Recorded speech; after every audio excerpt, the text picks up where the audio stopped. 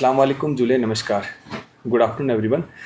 आज की ये प्रेस कॉन्फ्रेंस बुलाने का मेन रीज़न था कि होम मिनिस्ट्री के डायरेक्शन के अकॉर्डिंग यहाँ पे एक civil defence air raid and blackout की मॉक एक्सरसाइज जो पूरे कंट्री में हो रही है, आज 24 को हम यहाँ पे करगिल में भी कंडक्ट करने जा रहे हैं। उसी के लिए आप सबको रूबरू कराना था।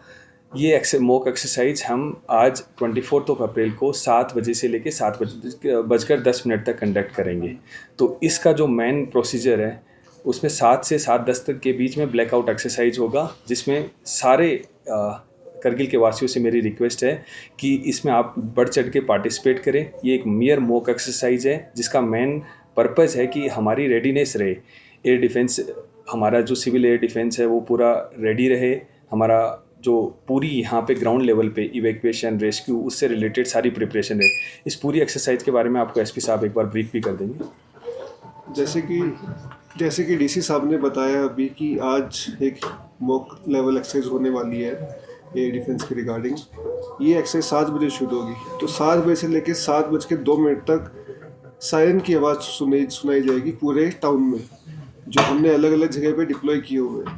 बेसिकली सायरन का मतलब है कि एयर स्ट्राइक से कुछ हमला हो गया है, तो ये लोगों को अलर्ट करने के लिए सायरन्स होगा। इसके बाद जैसे डी साहब ने बताया 7:10 तक ब्लैकआउट होगा, पूरा ब्लैकआउट होना चाहिए। वो मेन कनेक्शन काट दिया जाएगा लाइट का, और लोगों को अपने घरों में अगर किसी के इन्वर्टर है या फिर भी कोई लाइट का अवेलेबिलिटी है तो वो कर्टेंस वगैरह लगा के लाइट को कट ऑफ करना है उनको। 7:10 के बाद फिर जो हमारे जितनी भी एजेंसीज़ है, पुलिस हो गई, UTDRF हो गई, हमारी मेडिकल फैसिलिटी, फायर्स फैसिलिटीज़, फिर वो अपना search and rescue operation implement करेगी। Search and rescue operation implement करने पे जो हमारी हम मॉक एक्सरसाइज में करते हैं कि जो भी हमारे जितने भी घायल लोग हैं, जितने भी डेड लोग हैं, उनको हम हॉस्पिटल पहुंचाते हैं। UTDRF सर्च का काम करती है, जितनी भी एजेंसियाँ हैं वो अपने अपने रोल में आ जाएगी। उसके बाद एजेंसीज़ का काम है। बट ये लोग, जैसे कि डीसी साहब ने पहले बताया है कि इसमें कोई घबराने की ज़रूरत नहीं। एक मॉक लेवल एक्सरसाइज है, सिर्फ लोगों को एक तैयार करने के लिए कि कल को अगर असली में कोई अगर ऐसा कुछ हो जाता है तो हमारे लोगों के मन में जो एक प्री सेट पैटर्न होना चाहिए कि अगर ऐसे हमले पे हमें क्या करना है।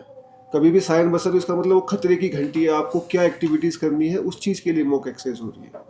और इस मॉक एक्सरसाइज से हमारी भी टेस्टिंग होती है कि जो हमारे सायरन्स हैं वो सारे अच्छे से काम कर रहे हैं कि नहीं, एजेंसीज़ के बीच में कोऑर्डिनेशन है कि नहीं, हमारी सिविल डिफेंस की टीम अच्छे से काम कर रही है कि नहीं, फर्दर हमारी वॉलंटियर ऑर्गेनाइजेशन के और इन सब के बीच में कोऑर्डिनेशन है कि नहीं। तो ये मॉक एक्सरसाइज यहाँ टाउन में प्लस सारी सब डिवीज़न में कंडक्ट की जाएगी।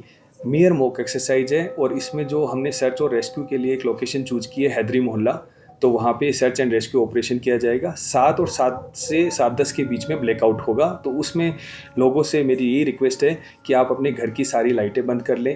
अगर थोड़ी बहुत भी कहीं पे भी लाइट का आप कर्टेंस वगैरह बंद कर लें। जो भी डिसेबल लोग हैं या फिर हमारे वल्नरेबल लोग हैं या ओल्ड एज लोग हैं, उनको पहले से आप हेल्प करें सारे के सारे।